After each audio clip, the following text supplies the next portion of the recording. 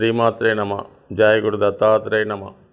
ఈ వీడియోలో మనం ఫిబ్రవరి 11వ తారీఖు నుంచి 17వ తారీఖు మధ్యలో జరగబోయే వార ఫలాలు వృషభ రాశి వారికి ఏ విధంగా ఉంటున్నాయి అన్న విషయాన్ని మనం ఈ వీడియోలో పరిశీలించే ప్రయత్నం చేద్దాం. ముఖ్యంగా వృషభ రాశి వారికి ఈ గురుగ్రహం వ్యయ స్థానంలో ఉంటూ భరణీ నక్షత్రం మీదకి మారడం వల్ల ఒక విధంగా నెమ్మదిగా ఈ వృషభ రాశి వారికి గురుబలం పెరగడం స్టార్ట్ అయిందన్నమాట. అంటే నెమ్మదిగా మరి గురువు ఎలాగా వృషభ రాశిలోకి ప్రవేశిస్తూ భరణీ నక్షత్రం అంటే మరి వృషభ రాశి అధిపతి అయినటువంటి శుక్ర నక్షత్రం మీదకి సంచరించడం మొదలెట్టడంతో ఒక విధంగా ఇంచుమించుగా ఒక 60% మనకి ఈ వృషభ రాశిలోకి గురువు వచ్చినట్టుగానే భావిస్తే మీ యొక్క గురుబలం పెరగడం వల్ల ముఖ్యంగా వివాహ సంబంధించిన ప్రయత్నాలు, అలాగే ఆధ్యాత్మిక సంబంధించిన కార్యక్రమాలు, ధన సంబంధించిన కార్యక్రమాలు, సంతానం విషయంలో తీసుకోవాల్సినటువంటి జాగ్రత్తలు కానీ వాటి మీద దృష్టి పెట్టడం కానీ ఎక్కువగా జరిగే అవకాశం ఉంటుంది. సో మరి నెమ్మదిగా ఈ సంబంధించిన విషయాల్లో ఖర్చు కూడా అవుతుంది కాబట్టి మరి వివాహ ప్రయత్నం చేసుకుంటే వివాహానికి చేసిన ఖర్చు, చదువు కోసం అయ్యే ఖర్చు, ఇవన్నీ కూడా పుణ్య కార్యక్రమాలకి కూడా ఖర్చు అవుతుంది. కాబట్టి ఖచ్చితంగా మీకు మరి శుభకార్యాల కోసం మీరు ప్రిపేర్ అవుతే 100% మీకు జరగవలసినటువంటి ఏదో ఒక పుణ్య కార్యక్రమం మరి మీ ప్రయత్నం బట్టి మరి ఈ వారం నుండి జరిగే అవకాశం 100% రావడం జరిగింది.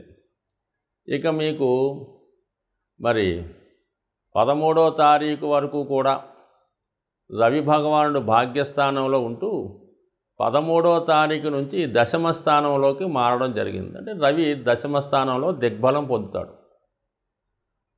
అంటే రవి యొక్క బలం ఎప్పుడైతే చతుర్థాధిపతి మీకు బలవంతుడయ్యాడో స్థిరాస్తులు, భూములు, వాటి మీద ఉన్నటువంటి సమస్యలు పరిష్కరించబడతాయి.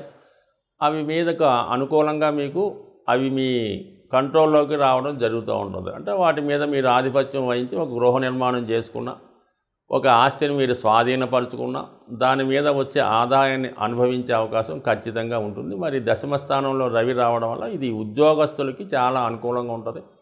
లేదా ప్రభుత్వ ఉద్యోగం కోసం ప్రయత్నం చేస్తున్న వారికి కానీ, వృత్తిలో చేంజ్ కోరుకున్నటువంటి వారికి మరి ఇది అంటే మరి దశమ స్థానంలో ఉన్నటువంటి శని భగవానుతో రవి ఎప్పుడైతే కలిశాడో ప్రభుత్వ ఉద్యోగులకి చాలా అనుకూలంగా ఉంటుంది. కొత్తగా ఉద్యోగ ప్రయత్నం చేస్తున్న వారికి కూడా అనుకూలంగా ఉంటుంది. సో ఏదైనప్పటికీ కూడా దశమ స్థానం బలం పెరిగింది, అదనపు ఆదాయం ఏర్పడుతుంది. ప్రభుత్వ అధికారులు, రాజకీయ నాయకులు యొక్క సహకారం మీకు లభించే అవకాశం 100% మరి ఈ నెల 13వ తారీఖు తర్వాత అంటే 14వ తారీఖు నుంచి అనుకూలించే అవకాశం ఉంది. సో ఏదైనా రవి బలం అన్నది జాతకానికి ఇంపార్టెంటు. మరి 9వ స్థానంలో సంచరిస్తున్నటువంటి కుజుడు ఒక విధంగా సప్తమాధిపతి భాగ్యస్థితి, వ్యయాధిపతి భాగ్యస్థితి. అందువల్ల వృత్తిరీత్యా మీరు కానీ లేదంటే మీ జీవిత భాగస్వామి కానీ కొంతకాలం పాటు వేరే దూర ప్రాంతం కానీ, విదేశం కానీ, వేరే పట్టణానికి కానీ మారే అవకాశం ఉంటుంది. అలాగే మీకు భూములు, స్థిరాస్తులు సంబంధించిన విషయాల్లో ఉన్నటువంటి వ్యవహారాలు కూడా సెటిల్మెంట్కి వచ్చే అవకాశం ఉంది. సో కుజుడు చాలా బలవంతుడు అవడం వల్ల సప్తమాధిపతి చాలా స్ట్రాంగ్ అవ్వడం జరిగింది. సో ఈ కారణం వల్ల జాతకులకి భర్త యొక్క లేదంటే భార్య యొక్క అభివృద్ధి, స్థిరాస్తుల మీద ఉన్నటువంటి సమస్యలు పరిష్కరించబడడం, అన్నదమ్ములతో దాయాదులతో ఉన్నటువంటి సమస్యలు తొలగడం జరిగే అవకాశం ఉంది. మరి మీకు ఇంచుమించుగా ఈ 12వ తారీఖు నుంచి శుక్రుడు కూడా భాగ్యస్థానంలోకి చేరుతున్నాడు. అంటే రాష్ట్రాధిపతి భాగ్యస్థానంలోకి రావడం అనేది ఒక విధంగా జాతకుడు తన యొక్క అదృష్టాన్ని అమలు చేసుకోవడం జరుగుతుంది. అంటే గతంలో చేసిన పుణ్య ఫలితాలు ఇప్పుడు ఫలితంకి రావడం జరుగుతుంది, వాటిని అనుభవించడం జరుగుతుంది. ఆధ్యాత్మిక కేంద్రాలు దర్శించడం కానీ, లేదంటే విద్యార్థులైతే విదేశ ప్రయాణాలు ఫలించడం కానీ, మరి అక్కడ ఉన్నటువంటి కుజగ్రహంతో కలిసి ఉండడం వల్ల అంటే లగ్న సప్తమాధిపతులు కలిసి భాగ్యస్థానంలో ఉండడం వల్ల భార్యాభర్తలు ఇద్దరూ కలిసి ఏదైనా ఒక విహారయాత్ర, పుణ్యక్షేత్రాన్ని దర్శించే అవకాశం ఉంది. చాలా కాలంగా మనస్పర్ధలతో ఒకవేళ భార్యాభర్తలు ఉంటే మరి ఈ ఫిబ్రవరి 12వ తర్వాత ఇద్దరు ఒక ఏకాభిప్రాయానికి రావడం జరుగుతుంది. అలాగే వాళ్ళిద్దరూ కలిసి కుటుంబ విషయాలు, ఆర్థిక విషయాల కోసం చర్చించి ఒక బడ్జెట్ తయారు చేసుకొని మళ్ళీ కొత్తగా వాళ్ళ యొక్క ప్రోగ్రెస్ కోసం వాళ్ళు దృష్టి పెట్టే అవకాశం 100% ఉంటుంది. సో ఏదన్నా ఎవరి జన్మ జాతకంలో అయినా ముఖ్యంగా వృషభ రాశి వారికి ఈ కుజుడు అలాగే శుక్రుడు కలిసి ఉంటే భార్యాభర్తల మధ్య నిత్యం కలహం పడుతూ ఉంటారు.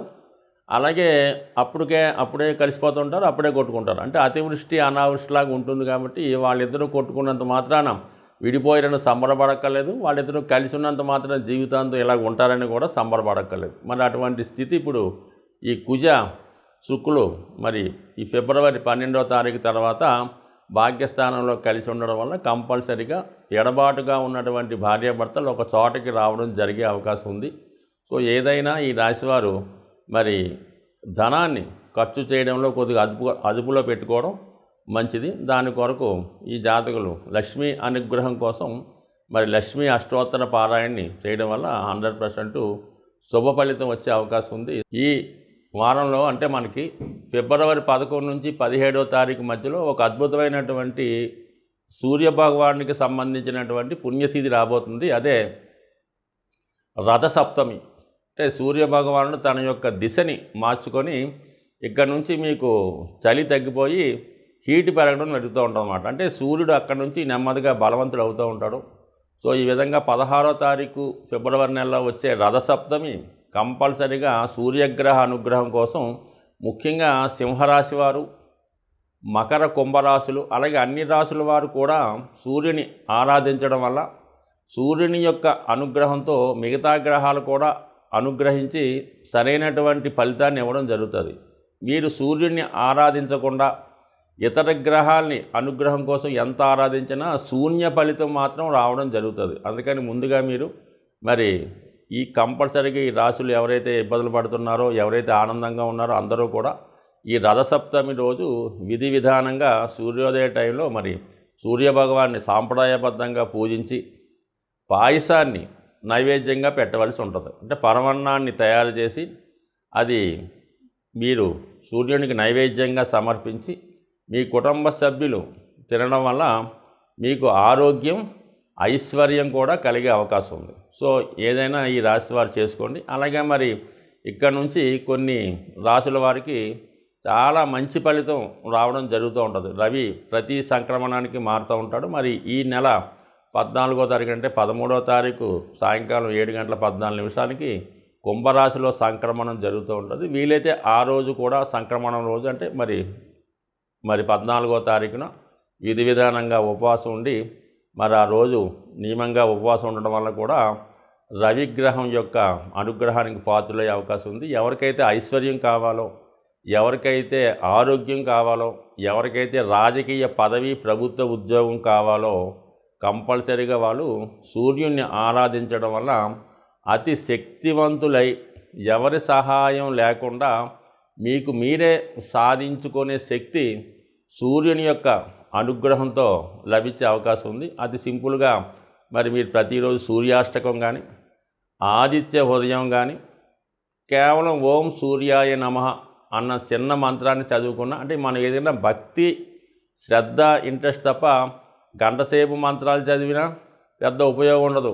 ఎటువంటి దాంట్లో భక్తి లేకుండా చాలా నమ్మకంతో చిన్న మంత్రాన్ని చదివినా సరే మీకు సంపూర్ణమైన బలాన్ని, ఐశ్వర్యాన్ని, ఆరోగ్యాన్ని సూర్యభగవానుడు ఇచ్చే అవకాశం ఉంటుంది. కాబట్టి కంపల్సరిగా వాళ్ళ స్థాయిని బట్టి సూర్యభగవాన్ని విధి విధానంగా మరి ఈ 16వ తారీఖు ఫిబ్రవరి రోజు పాటించి ఆ రోజంతా కూడా నియమంగా ఉండడం వల్ల సంవత్సరం మొత్తం మీరు నియమంగా ఉన్న ఫలితం వస్తుంది. కాబట్టి ఈ చిన్నపాటి రెమెడీని ఆచరించి మరి 12 రాశుల వారు సూర్యగ్రహ అనుగ్రహం పొందుతారని ఆశిస్తూ స్వస్తి.